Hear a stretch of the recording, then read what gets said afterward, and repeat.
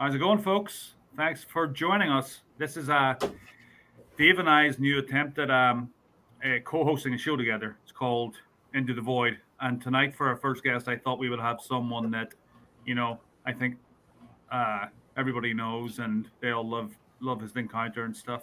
It's Kerry Arnold from Bigfoot Odyssey. Thanks for coming on, Kerry. Yeah, thanks for having me. I think Yeah, good to see you, man. the void right now is about 6 inches between my ears. Yeah, No, and I can relate to that. That's what I'm feeling. Anyway, So, yeah, Dave and I come up with a name because I'm like, let's just pick a Black Sabbath song or something because we're both Black Sabbath fans, and he's like right away Into the Void. I'm like, perfect. So I didn't want to ruminate over it. I just wanted to pick a name and run with it because you can sit and think about this stuff nice. all the time. That's nice. oh yeah. But anyway, I guess we should start with how you got into Bigfoot, Kerry. I'm sure most people know how you got into Bigfoot, but let's go over it anyway for people that aren't too familiar with the story. Um, You want me to tell the story? I think we should. I mean, it's kind of long. Yeah. I'll summarize Yeah, the you don't have story. to go into the whole history of before the story. You can go, summarize that part. Yeah, essentially, I was hunting, and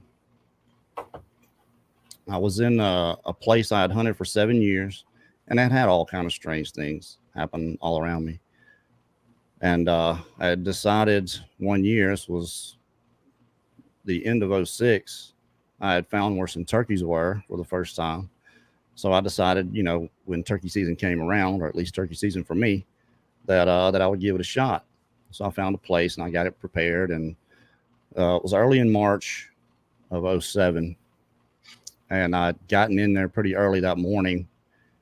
Sat down. I was fully camoed out. I had some bushes in front of me, and um, probably called for 2 hours.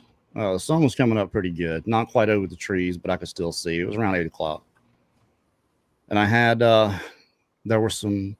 I was getting action. I was hearing some gobblers, some young gobblers, jakes, what they call them, coming back at me.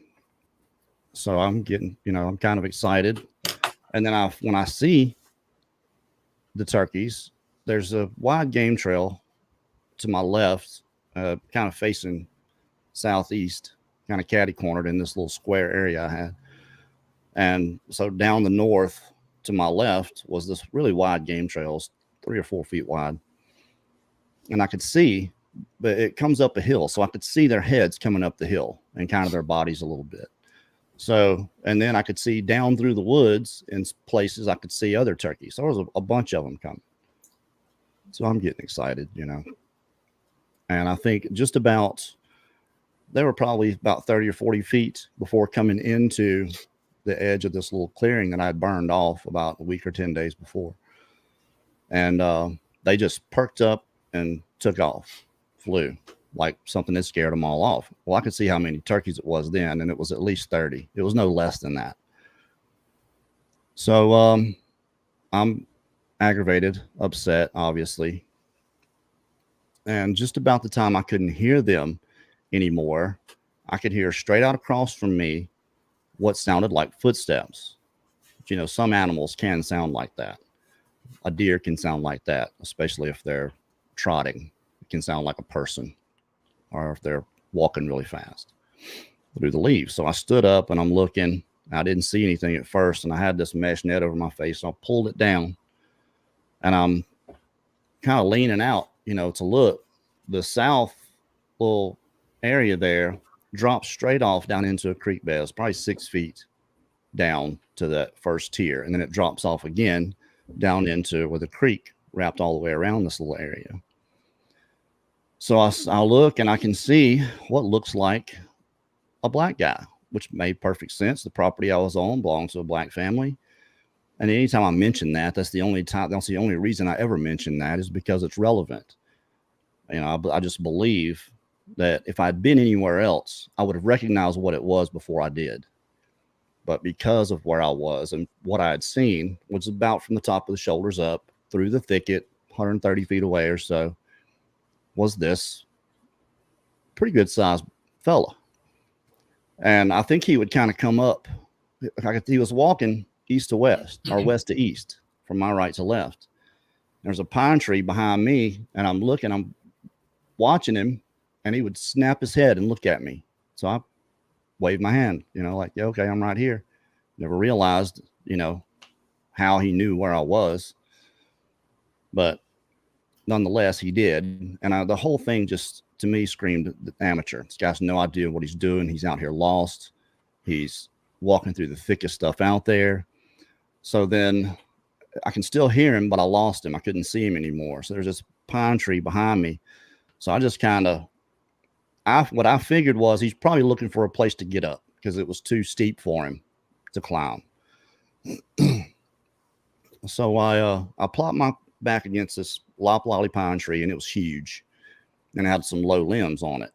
And I had my shotgun, it's a Benelli 3.5 inch 12 gauge automatic. It was all black, all synthetic. And I put my hand up over the butt like this and had it down to my left, a non-aggressive, I'm not going to shoot at you, don't shoot at me position. So I can still hear this guy. And I think he had gone down and around that point because the next time I saw him, he's coming kind of quarter to me. And when I could get a good look, it looked like he was wearing camouflage, like he had a camouflage vest or something on, but he looked dark. But I'm thinking this guy's 400 pounds. He's just a big old fat country boy, out there, no orange, all this stuff's going through my head. Like, what am I going to say to him?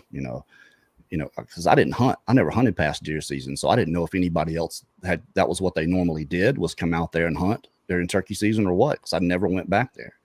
I was always in the front, camping or shooting lanes or whatever. So I'm watching him, and from where I am to the edge to that corner is 24 yards. I knew it was 72 feet. I stepped it off 24 steps for my shot. So I'd know how far for the turkeys to come in. Of course, I had a 30-inch barrel, full choke. I could have shot them where they were and probably taken out 5 or 6 of them. But just about maybe 8 or 10 feet, it kind of went down a grade to where there was two small pine trees, and they were 3 or 4 feet apart.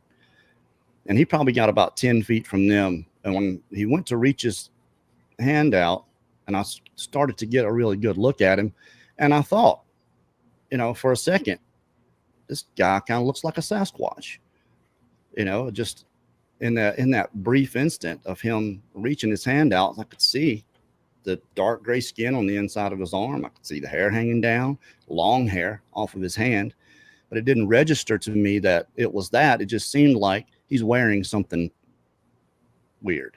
I'm about to find out what's going on because he's coming this way. But he grabs that pine tree on the left and he pulls himself right up to it, squared up. And when he stood up and squared up, he looked so much bigger than he did walking up.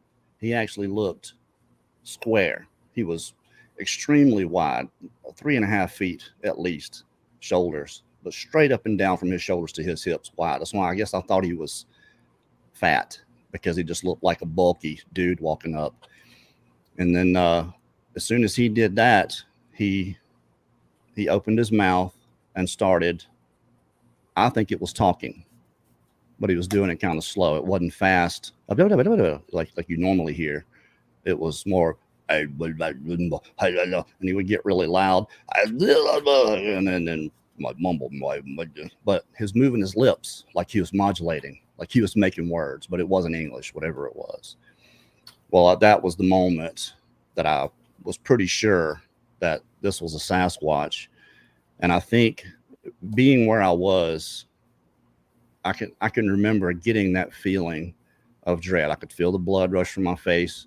I describe it as feeling like a bucket of cold water being poured over my head. Just a true sinking feeling. Because he was angry. Whatever I had done had made him mad.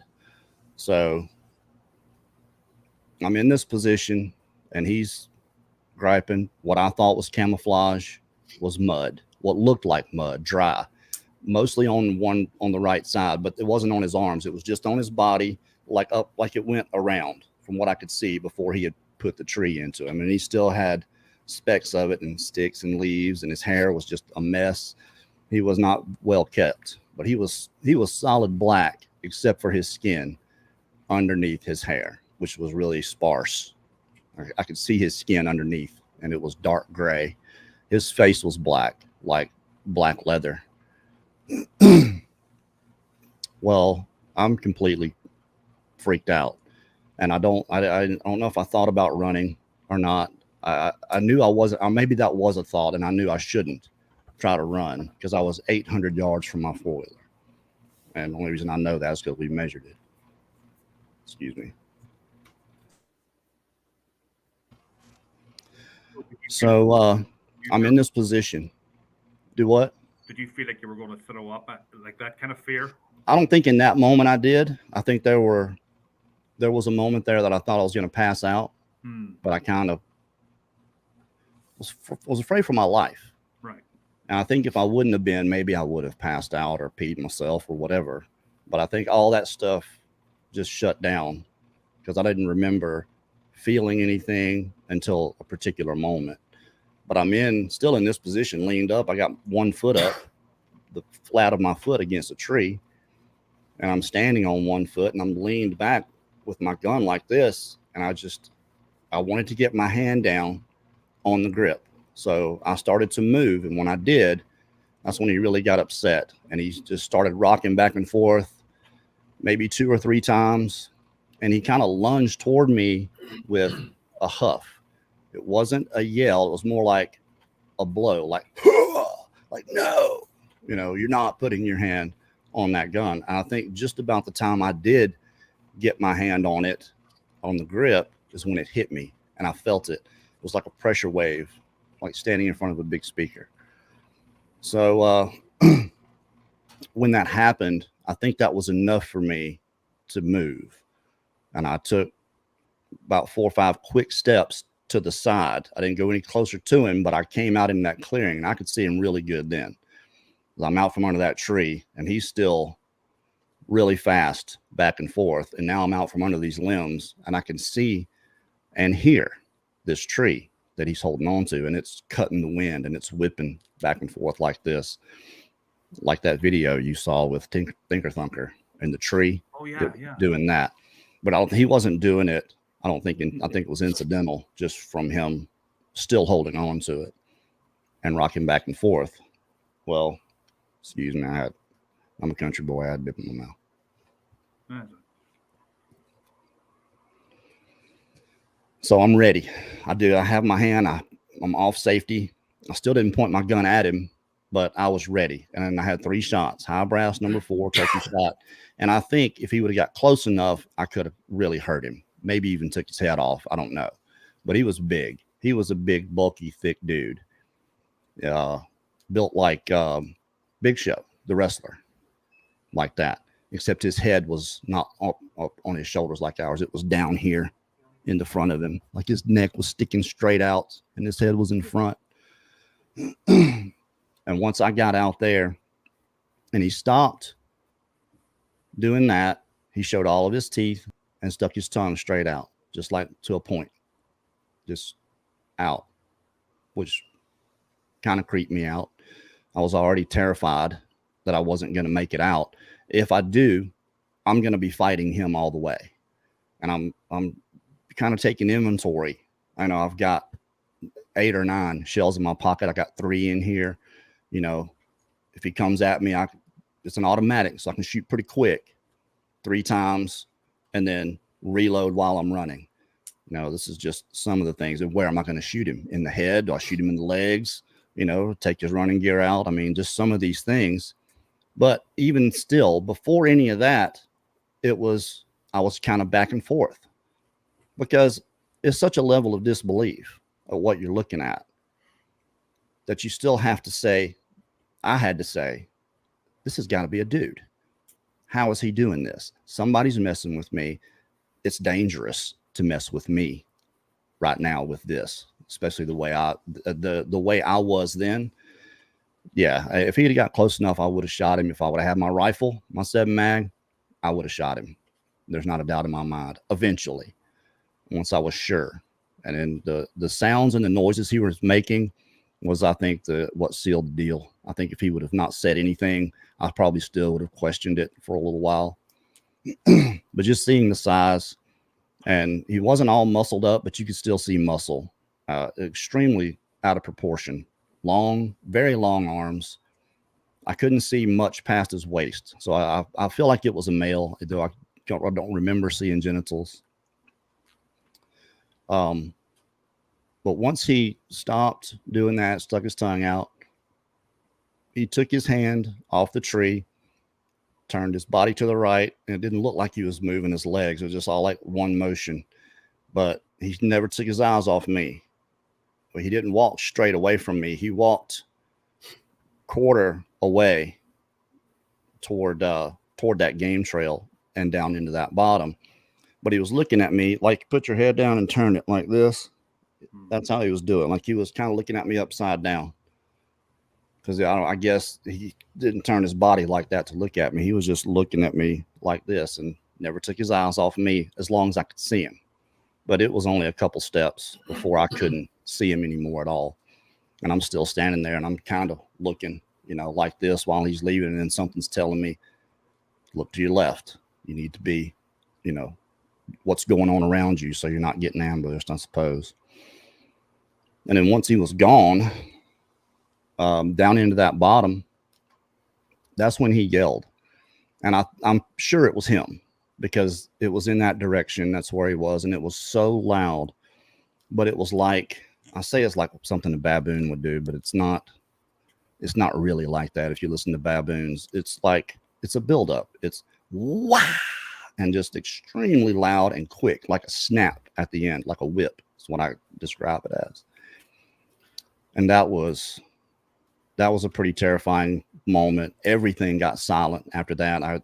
My clearest memory of the whole thing is remembering right after that. I remember I was looking at the grass on the edge. Some of the green grass was about 8 inches tall, and the wind was blowing just a little bit. And spit before I drown. And I still stood there for a couple minutes. It was a long time because I didn't want to turn my back, I guess. I didn't feel like I needed to go anywhere just yet. And then all of a sudden I feel like tunnel vision, like heat on the periphery. I can feel, I'm noticing how I'm breathing, which is like I just run a mile, long, deep, and I mean, my heart's pounding out of my chest. Obviously, these things are happening. And then I turn and I look and I see my backpack. And I take a couple of quick steps over there and I grab that. I left the chair, calls, food, everything else still laying there. I just grabbed my backpack. I think I might have had some ammo in it or something. I don't know. But I just put it over one shoulder. And I probably went about 20 feet and I stopped for a second. I was going to take the plug out and put 2 more in it. And I thought, oh no, I don't want to get caught in this position. So I took 3 out of my pocket and put them in my hand. And I walked out like that. And I would take really short, quick steps and stop every 50, 100 feet. And I don't remember a lot of the walkout. I remember I was praying a lot, especially in one area. I was praying. I got past that and the road turns and goes up a hill. And then about 200 more feet from the crest of the hill was my 4-wheeler. And there's a house right across the street there too. So when I got to that point and it starts to open up, I can see there's a big field to the right. So there's not a lot of trees there. So it's opening up and I'm starting to feel better that I'm actually going to make it out. Excuse me. I got to the crest of that hill, maybe a little past, and I stopped and I turned around just to look. And I don't know why I did that. But as soon as I turned around is when I heard a tree break or a tree limb or something. Whatever it was fresh, but because it was pow, and it was loud. So it was probably pretty big too. That's when I ran. That's the point when I ran to my 4-wheeler and I got on and I think for that run, I'm thinking he's behind me.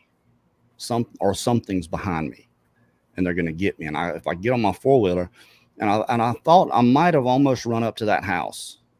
I don't remember. I might have been looking back the whole time running too. That I don't remember either. But I remember getting on the 4-wheeler and just mad at myself for the way I parked because I couldn't go forward. I had to back up toward this thing. I just knew he's going to snatch me right off the back of it before I can get out of there. But he didn't. So I get on the road, haul ass down, turn to the left, go to the house.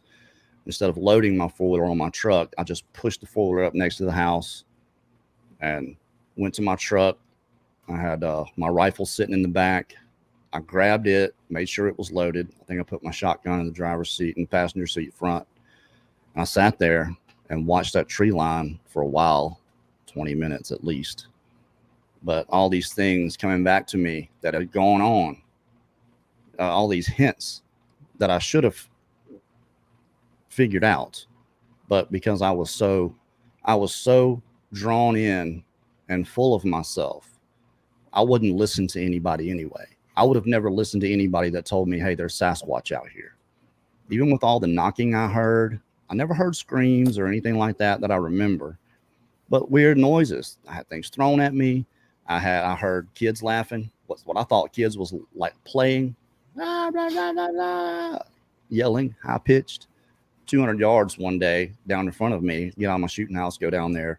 There's nobody there. There's not even anybody playing up at the house. And it's so thick between there and the house. I couldn't understand where these kids had come from. It just didn't make any sense at all. And that actually kind of stuck with me for a couple of years. And then a few other things that had happened, but there was just a lot of things that if I would have been aware, I don't think I would have had the lasting effect that it had on me, with not ever going back in the woods again, not going outside at night for a long time. Didn't fish anymore. Pretty much changed everything. I had become somebody else. I guess those are my choices, were to either face it or become somebody that it didn't happen to. So I mean, I had become somebody else to go out, to be out there, because of, events that had happened before then. I was bitter, angry at God, I guess. I don't know. I'm sure that's what it was. That I would create my own values. So that was. So Kerry, I'm sorry. You're good. Okay. You was mentioning the vocalizations. It was like a speech. We lost him. No, I'm here. Oh, he's still there. Are you there? Okay. How close would you say that those vocalizations it was doing to like the Sierra sounds that most of us heard the recordings of? The closest to that would be the part where there's two during the Sierra sounds. You can hear them. It's like they're bickering back and forth. That it's an aggressive, but it's that tone. That tone is what was coming out of his mouth. Like multiple sets of vocal cords. It was a vibration. You could feel it. This thing was very powerful. He could have pulled that tree out of the ground and thrown it at me, no doubt. It was a small tree anyway. I personally have not heard that type of chatter myself, but the sound that you described, that real abrupt, like whack, whatever, that sounded like you were describing exactly what on Cornell's first trip down that I heard, like 5 a.m. in the morning, just right in the woods outside of our camp. And it was just that very abrupt build up and just bam, like that. And of course, it was an angry slept. Yeah, it was like kind of like a get out of here type thing. I just want to mention somebody in the comments that said that they never hearing your encounter never gets old. And I really summarized it because I just told it so much. Didn't it also do a demonic kind of a thing, Kerry? I just described that tone as demonic. I wouldn't remember that one. Not that he was a demon, but I just described that tone as being demonic, like it should have been in The Exorcist. Something you would hear in that, just that throaty. It was throaty but powerful. It was back here. So weird. So was that definitely not inviting you to stay around? No, I think they wanted me out. I think they had tried to run me out of there several times, and I just didn't realize what was going on. I can remember many times, a dozen times at least, being in one particular tree that I liked to get in because I could see over the edge of the creek bed where it came into the field. So I could see all the field out to my right, the grass, and I could see into the edge of the bottom going in there. But between there and me, from about halfway to my left, was thicket, and it was so thick there was no getting in there. And I had a Primos can call, it's a doe bleat, and you just turn it over and it goes bleh, like that. Sounds like a goat, kind of. They call it a locator for deer. You do that, and does usually come when you hit that. Well, I think it was probably during the rut when I would do that, because bucks would chase does. So I'm trying to call in a doe. Rattling doesn't work in South Mississippi because there's just too many does. So I never did. I might have tried doing that once, but it didn't work. And I've never heard deer fighting. Never saw it. I think I might have heard it once, but doesn't matter. But every time I would do that, and then within just a few minutes, something would just come crashing through the woods at me. I'm talking about breaking limbs, big. Of course, it's a buck in my mind. There was always this mysterious lone massive buck that I just could never beat, that I never caught him on camera. I had 5 game cameras out there, and I got deer on them all the time, but I never caught anything that I would recognize as, a Sasquatch. But that happened quite a bit. And I think I remember getting down and trying to get in there once or twice, but it was just no use. It happened so much that whenever it eventually, when it would start, I would just throw my hands up and say, forget it. It's not happening. He's going to come up. I'm thinking it's a buck, and he's angry that this doe is not coming to him, I guess. But that wasn't it. It was one of these creatures. They were all around me. I never knew it. Never saw them. And then you're talking about somebody that's really looking, watching for any movement. This is just how slick these things are. They get in just the right place. They have the perfect camouflage, breaks up their outline. I mean, a deer is hard to see if they're not moving. If a deer is just standing in the woods and you're hunting, I always looked for a lateral line, because those are not common, in the woods. You see a lateral line, that's a back, usually. So had that happen. Heard people talking quite a few times. I'd be in my shooting house or up in my tree climber and just hear people talking behind me like they were coming up the trail. And I'd yell, hey, don't come back here. You're going to get shot, whatever. I would yell. All kind of things like that through the years. So this creature's face, would you describe it as more human-like or more ape-like? Changed. Or neither? It actually changed. Sure, it was very human walking up.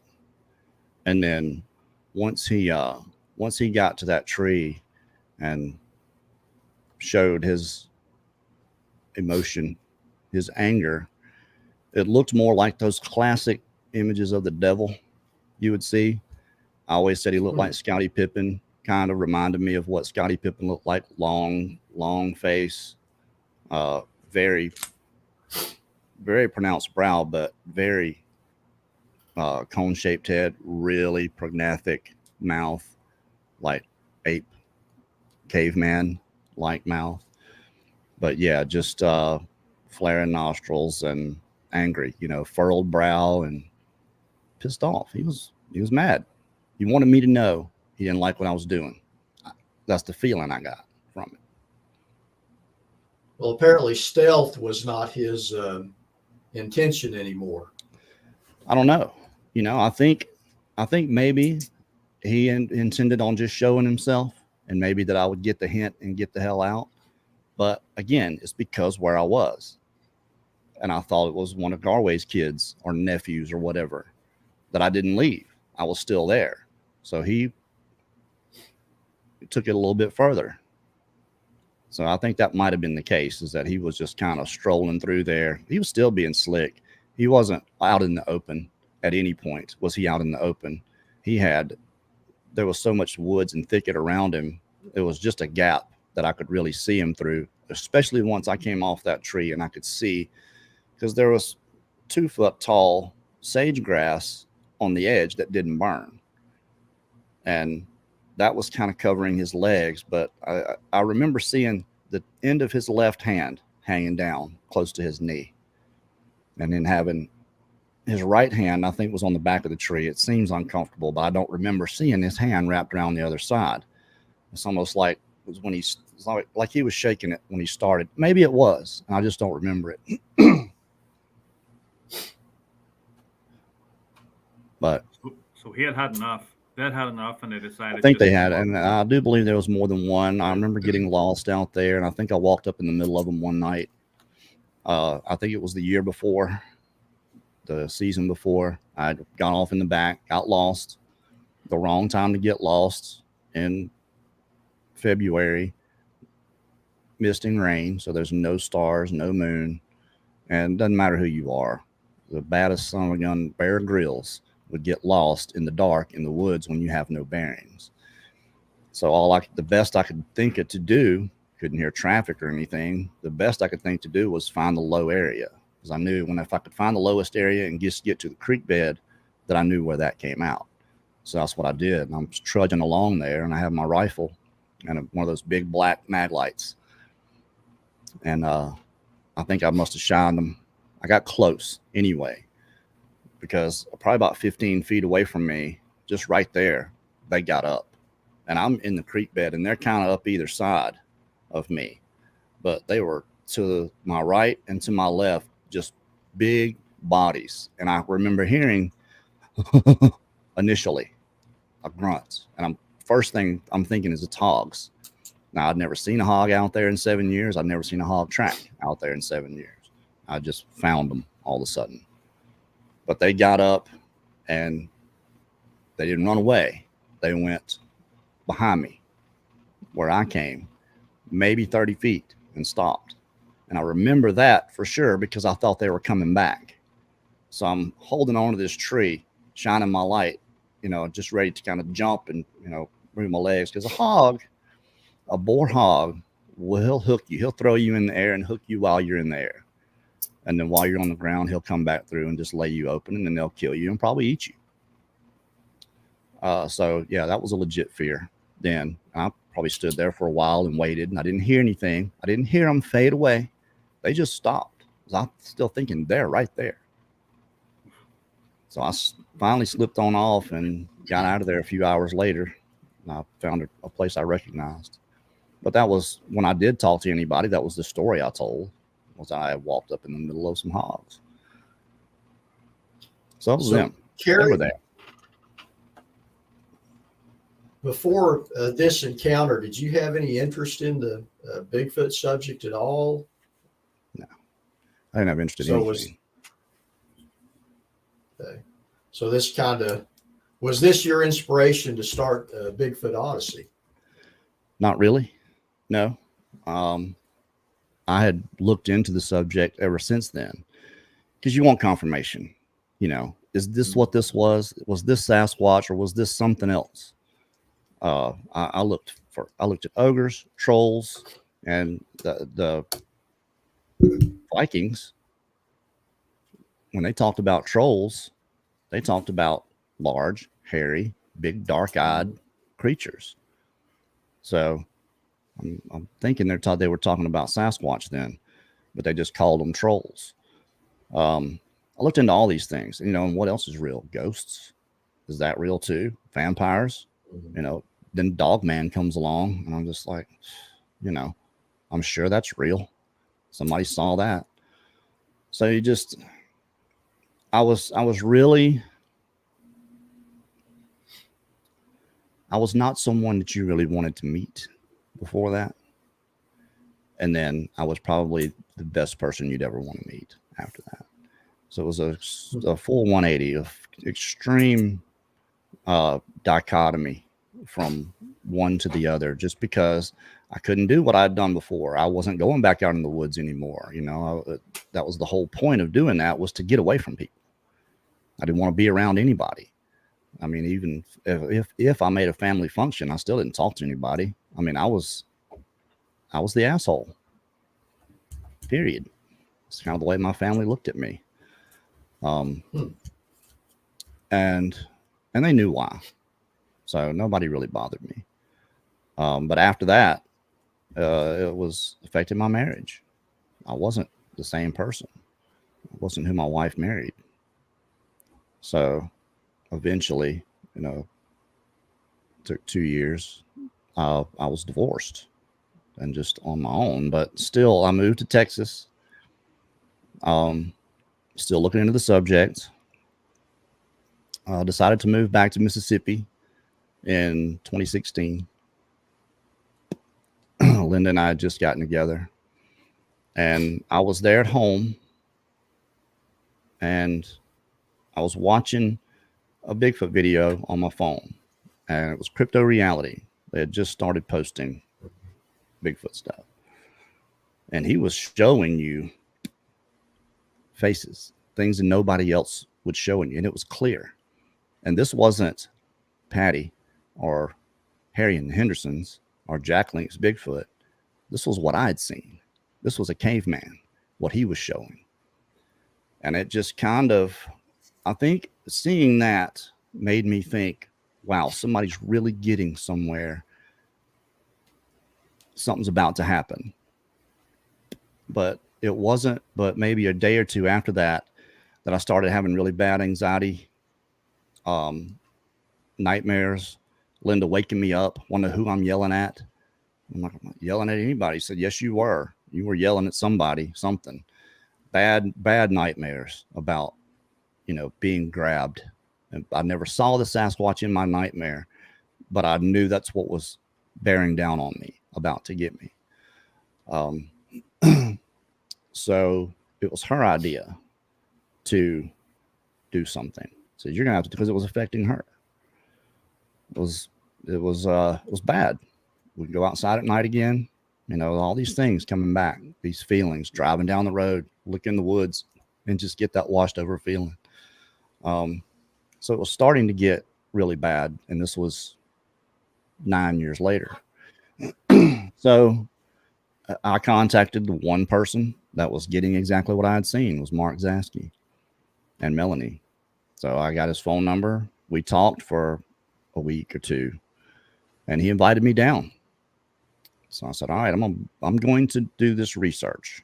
Okay, I'm going to go and learn something about these creatures and feel better about all this stuff. So we did that for about 3 months.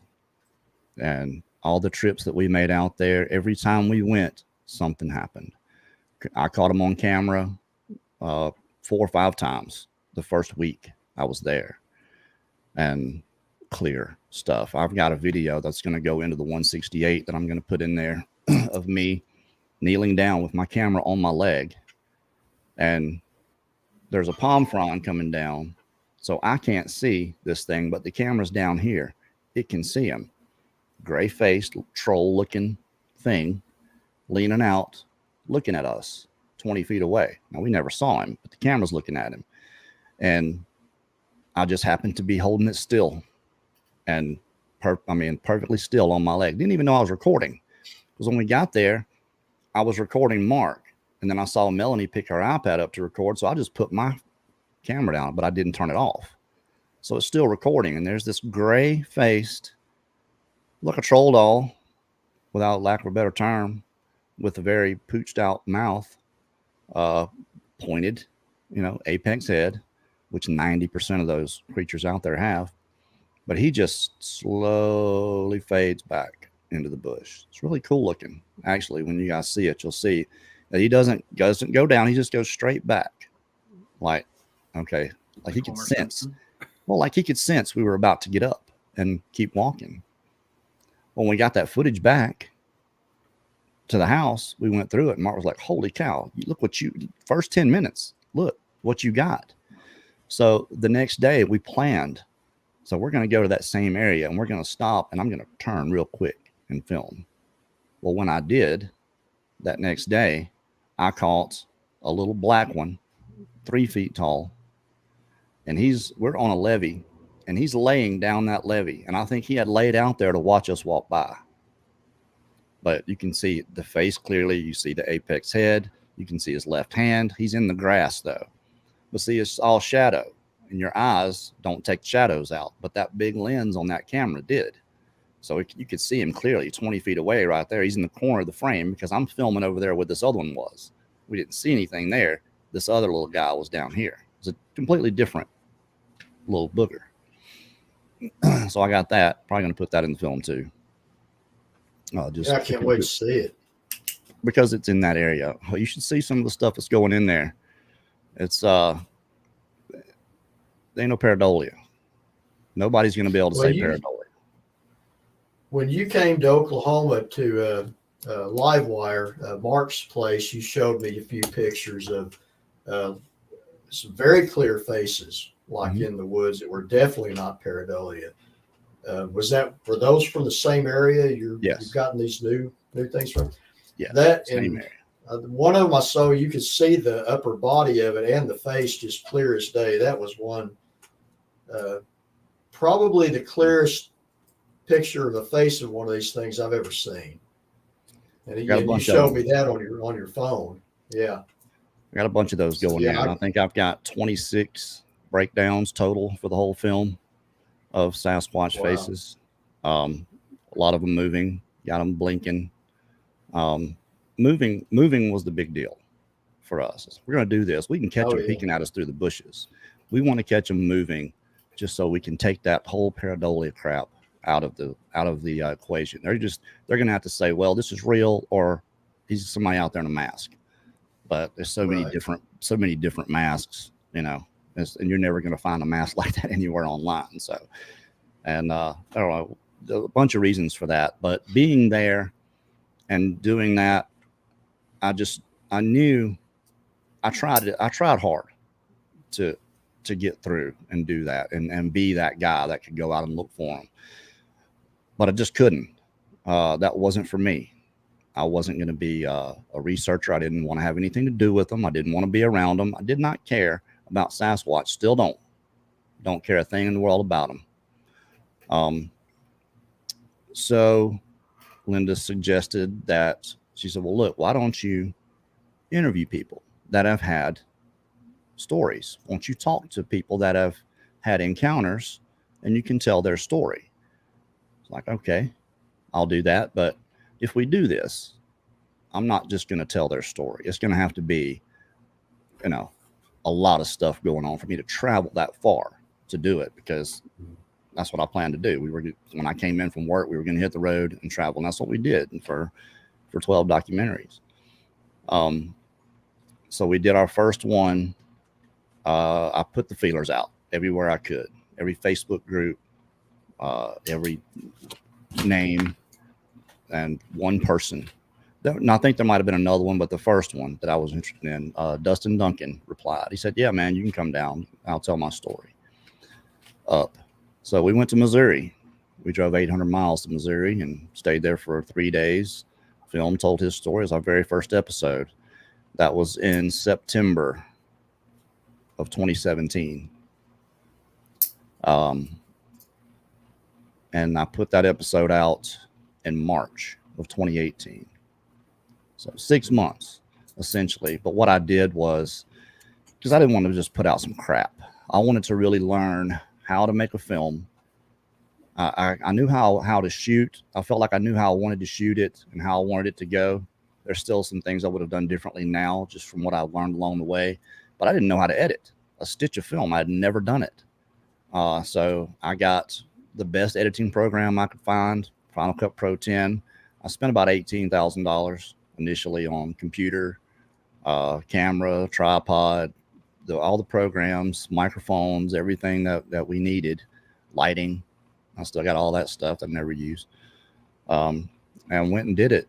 And then finally learned how to edit film decent enough. I still didn't know a lot of things. You can see the progression through different effects being used and learning how to do slow zoom ins. And it made me stop watching TV the same way. And the same way I watch TV now, I don't get into the story at all. I'm watching from the perspective of the cameraman. and whatever effects they're using and how they're shooting. You know, an interview, it's over shoulder to shoulder, two people talking. That's what you see, is someone's face over someone else's shoulder. So it gives that person presence. And then filming low. If you'll notice, that's what I did when we were at Mark's. I filmed from down here up because it gives the subject, it gives them stature, but it's just more, it's just a better dynamic, you know, for filming than to come from up here, or even, you know, where I am to a lot of people is up here. So I put the camera, I hold the handle down here, and I try to hold it as stable as I can. And then I'll take notes along the way. We sit down and do the interviews. I'm taking notes, what shots I want to get after. And that's what I go and do. And usually can get it done in a day and a half, come home, put it together in about 10 or 15 hours of editing and put it out. And then probably we had 7 done. And it was 6 weeks to 2 months between films. So I said, all right, well, we'll do a live show. We'll have people on, talk about experience. We'll have researchers on. We'll do all this stuff. It eventually evolved into what it is now with the Late Show and Drawing Bigfoot and Sunday Encounters and all that. So we still do the travel show. That's still Bigfoot Odyssey. People say, man, I wish you would do those again. Like, we still do them. I just went and shot one, about 4 episodes worth in March. It's just taken me forever to put it together because my computer is so slow. I did a good bit today, but just going back through and kind of tightening things up, but it just still takes forever because of my computer. But I'm getting a new one. I'm saving for a new one now. It takes a lot of patience to learn all of that, those video editing skills too. I don't have the patience, you know. Even Well, I had a mission. I had a mission, and I think that's why I immersed myself into it the way I did, is because the mission and the mission's never changed. It's all about making people aware, because I believe that's a game we can win. That's Herman Edwards said, you play to win the game. Hello. He even said it just like that. So I don't think proving Sasquatch exists is a game anybody can win. It's not ever going to happen until, you know, it's more broadly recognized. And how do we get there? How do we get to that point? We have to stop, you know, the infighting first, but get people that are on the fence or just look into the subject every now and then, get them really thinking and paying attention, because if they're out in the woods and they're aware, they're going to have their own experience. Then we don't have to convince them of anything. They're in it and they're going to be in it and continue looking into it. So the more people that we can get doing that, you know, rising tide raises all the ships. It's kind of how we looked at it. So no one was doing it. So and that's me. I'm not going to do something anybody else is doing. So I had to do something different, of course. I remember you making it. Go ahead. Go ahead. No, I was just going to say, you said something that really stuck with me. Actually, the last interview you did on your own show about your own encounter was that you wouldn't go to a state park with kids. Nope. Never. I wouldn't take my kids anywhere. Not young kids. Right. No that national forest. Because I do that all the time, and that stuck with me. I'm like, oh, maybe he's right. You know, at least keep an eye on them. Sure. You know, but what good's that going to do if I don't think you should be afraid to go camping or hiking or take a stroll down by the lake. I got a whole segment about this in the film. Yeah. Just be aware. Just don't get caught and have that damaging moment of realization. Know the warning signs. Sure. Well, I remember you making a comment, and I'm paraphrasing this, obviously, on one of your shows. I forget what the exact subject matter was, but something about the identity of the Sasquatch, I believe. But you said something to the point of, we can discuss what they are, but I'm not going to discuss whether they're real. And I think, you know, you've had a face-to-face encounter. That's not a question to you anymore. Well, it's not a debate. You know, exactly. It's not. You don't debate objective truths. That's why I never understood why anybody would debate whether the earth was flat or not, because it's objectively true. Objective truth just means it's true whether you believe it or not. It's objectively true. Sasquatch exists. That's the angle we approach it from. We're not telling you what we think. We know they're real. We know this. Myself, my wife, she hasn't seen one, but she's had enough experience with me in the field to know. We found tracks, got a good whiff of them down in Florida. So that's when I say we, that's who I mean. Brad has seen one. Well, when he was 10 years old. So we know they exist. And there's no, well, if they exist to it. Well, we'll never debate that. Not on our show. Well, you were talking about all the equipment and techniques you've learned, but there's something beyond all of that I was impressed with observing you in Livewire. Hey, Mark, he's here. When you were doing the documentary on his place, I noticed, and I watched Kerry as he was filming this. There was no coercion to try to get things more dramatic and all that. He just simply put the story out there and let Mark have his say, and that's a very important thing. You know, you weren't like you watch any of the documentaries on Travel Channel or stuff anymore. There's always that dramatic build up to nothing, just to keep you there through the next commercial. And Kerry didn't do any of that kind of stuff. It was all just very respectful and not leading the witness at all. So personally, I appreciate that. Mark's emotion was dramatic enough, and most people that are putting themselves back in those situations, especially the ones that Mark was in with his kids, you could understand it. You could relate. Mm-hmm. You know, anybody could. If you couldn't empathize with him, you could definitely sympathize with him, because most people that watch this are 80% men from the ages of 25 to 45. They have kids. Most of them have, or a lot of them have grandkids. So they get it. They understand. And it was easy to relate to Mark and his emotion and how he felt. And you just knew all these things and how he had gone through this. He'd put himself back there, and it made all the difference. Yeah, absolutely.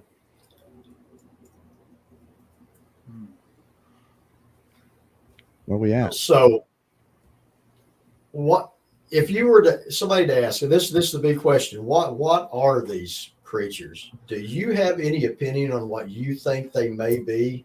Sure. Because they're, on the internet, there's everything from the descendants of the Gigantopithecus, which I don't really go for that, or extinct ape to another type of human, to all the way to a supernatural Nephilim or something like that. I mean, do you have a personal view?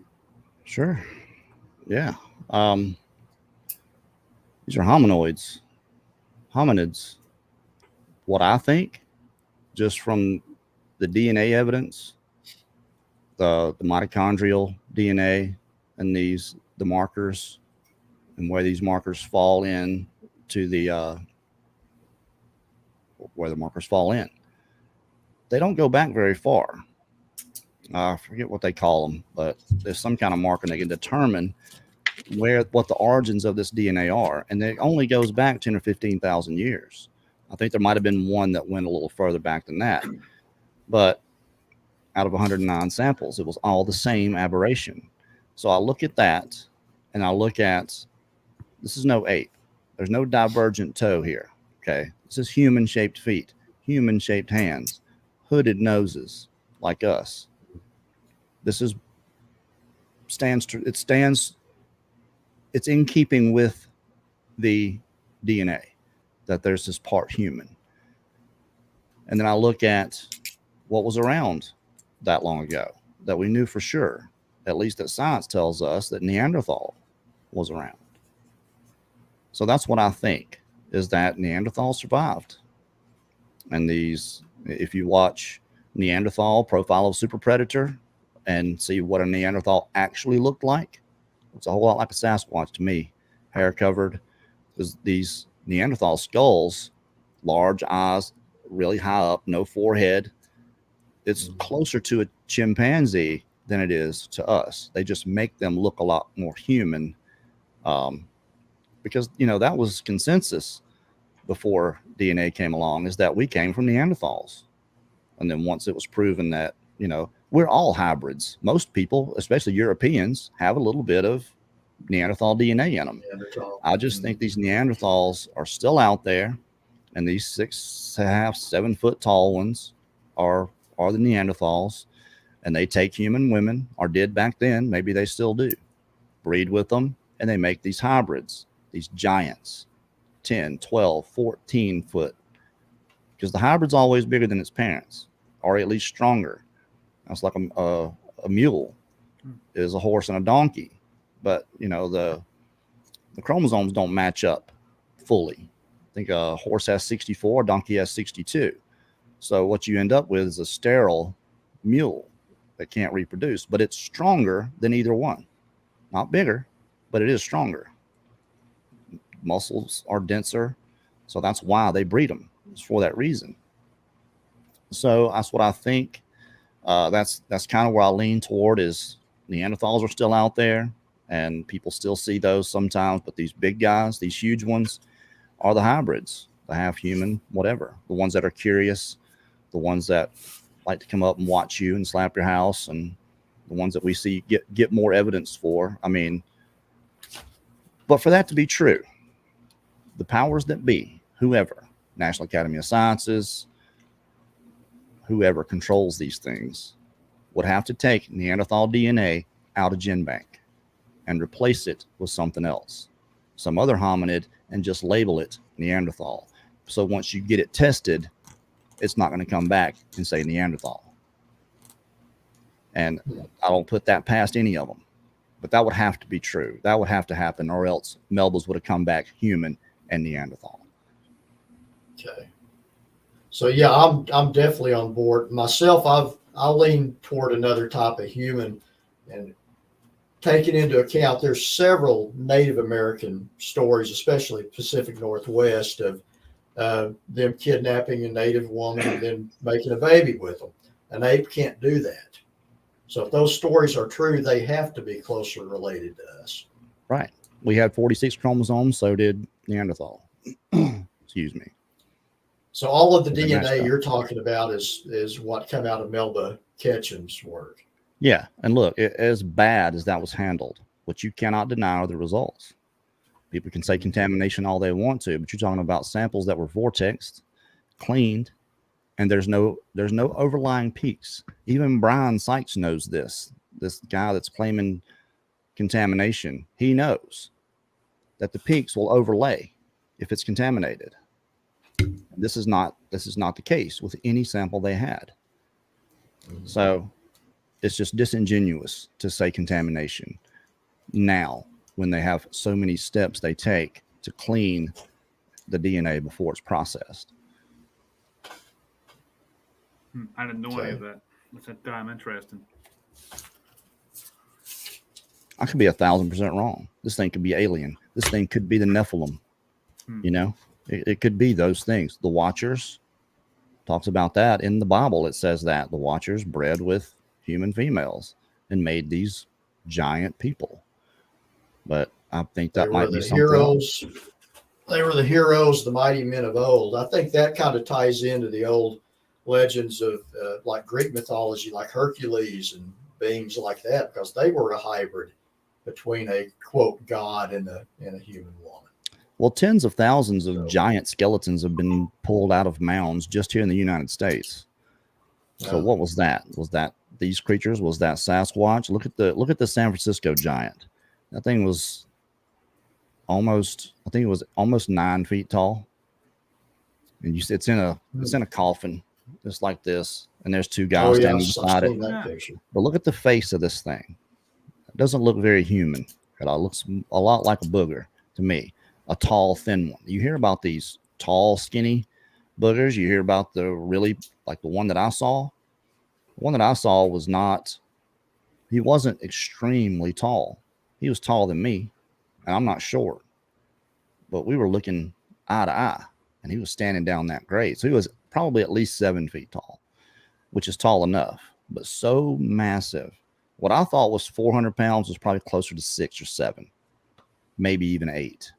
Just that thick and heavy and humongous. Forearm was just huge. His forearm was bigger, looked bigger than his bicep, and it was long. From his elbow to his hand was very long. When he reached that arm out, it just kept going. He was 10 feet, good 10 feet from that tree when he reached his hand out. And it was, his arm was that long. Not 10 feet long, but I could tell it was things. That's when things started to connect, that this guy kind of looks like a Sasquatch, you know, and that's when, because I knew what Sasquatch was. I'd seen Patterson Gimlin. I'd seen all those things growing up, and I might have been even mildly interested in it, but it wasn't around us. You know, that's if it's real. I think that's how I looked at it. Is it possible? Sure. Wouldn't surprise me if it was all a bunch of BS. Not around here, though. That's mountains, Pacific Northwest, where you hear about these things happening. Had no clue. They were everywhere, in every state, except Hawaii, that we know of. They've got something else. They got a little troglodyte over there in Hawaii, I think, that they what I've talk heard about. Or we got little ones here. That's why when I hear someone say juvenile, I always kind of, you know, it could be full grown. You don't know. Just because it's not massive doesn't mean it isn't one of these creatures. You know, it's just like people. Some people are short. Some people are tall. Some people are big. You know, we're not all built the same. Yeah. Just like these creatures. It's like language. I don't think they have a universal language. I think mostly their language is mostly gesture and then sounds and then grunts or whatever, but whatever words they do use, because I've heard them talk twice. I was looking at one the first time. The second time was about the third or fourth time we had gone into that place with me and Mark and Melanie. It was just me and Mark that day. And we got in, didn't have a camera going, nothing. We were going to a specific place where they like to throw apples and peanut butter jars and start filming. And as soon as we got close to it, you could hear right across the canal, right there. Couldn't see it, obviously, but could hear it. And me, just out, I mean, I looked at Mark and we're just like mouths open. And I went, hey, I don't know why I did it, but I did it. And it stopped. So I'm, you know, live and you learn. But it was a language. It was some kind of language, but there's no reason for us to think that one from South Florida has the same language, even to one from South Mississippi, that they're that connected. You know, they're of 80 major Native American tribes and 400 offshoots. They all spoke a different language. Some of the words were similar and the same, but they weren't connected. So they developed their own lingo. And I think it's no different with Sasquatch. I don't see why there would be a universal language other than pointing and gesturing and maybe just being able to watch and understand the notions and tendencies of others. You know, I know when Linda's mad at me, she don't have to say anything. You know, so Kerry, we've got one of the people commented here, Nianta Deshpande, if I'm saying that right, asked the question, can they make vowels and consonants like orangutans, which the gorillas cannot? Yeah, I think they pack the gear. I do. I think they have the gear to modulate just like we do. I just don't think it's the same voice mechanism. I think there's something else going on in there where they can make 2 or 3 sounds at the same time. This is my friend from India, actually. He's a writer. Cool. Yeah, I like him. Speaks 4 languages. Had him on the show. He's a good guy. Oh, you did? I don't even speak English very good. Me either. I'm from the South. So I wonder how I know how we see these things. I wonder how they look at us when they see us. What do they see in clothes? And do they see us as some advanced being? Or so I know nobody could know the answer to this question. But I'm just curious as to how they see us. Do they see us as a threat? Surely. An annoyance? Surely. Well, I would think they would have to look at us as definitely doing things the wrong way. Yeah. You know, you're talking about a being that obviously lives symbiotically with its environment, and we do not. We destroy our environment. Yeah.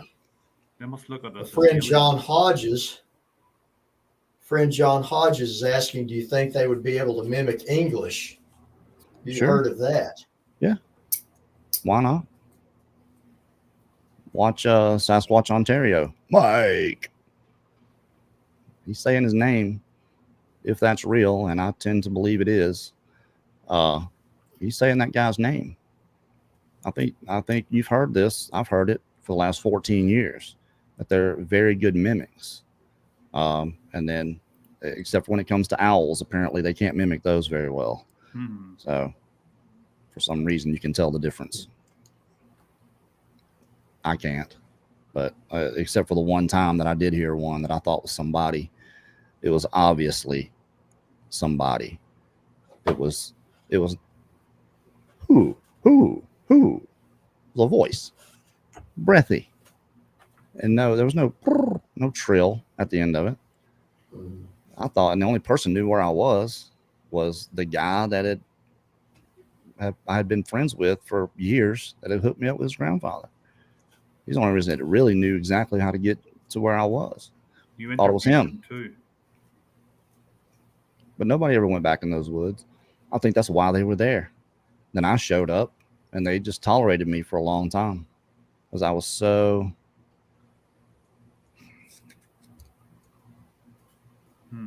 I was blind. I'll say that. All right. So we're over the hour. But Dave, have you any more questions? Well, I was quickly, and this may not be quick, but I'd mentioned to Kerry before the show started the strangest Bigfoot incident that you've personally looked into. If one stands out. Mark Barton. Oh yeah. Would be one, the major one, what he went through. A very personal experience he had. And Kevin Saunders would be the other, both in Florida. Both had things talking to them, either in their head or however. Very different experiences, but so far beyond the norm that it just makes you think and wonder if it was this creature or not. And if what all's out there, are we all experiencing different things and just calling it Sasquatch? That's another one of those things, something that looks similar. It's like seeing a dog and a wolf, they're different and still kind of the same, So yeah, sure Martin, that was definitely an unusual situation for sure. Look at the difference in a badger and a possum, from someone that never saw either one. If you just saw either one real quick, you probably think it was the same thing. So when does 168 come out, Kerry? I know you're working hard on it and stuff. Yeah, I'm going to keep asking you. I'm actually pretty sick right now. I didn't do my show earlier because I was just so tired and so drained. I laid down and I slept, and then I got the message from you.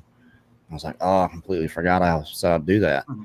So I got up a little bit after the other show was done, and I was hoping to have it done by tomorrow, but I've still got 2 segments that I need to finish, and then hope that it will upload to YouTube and get it out. So hopefully this week.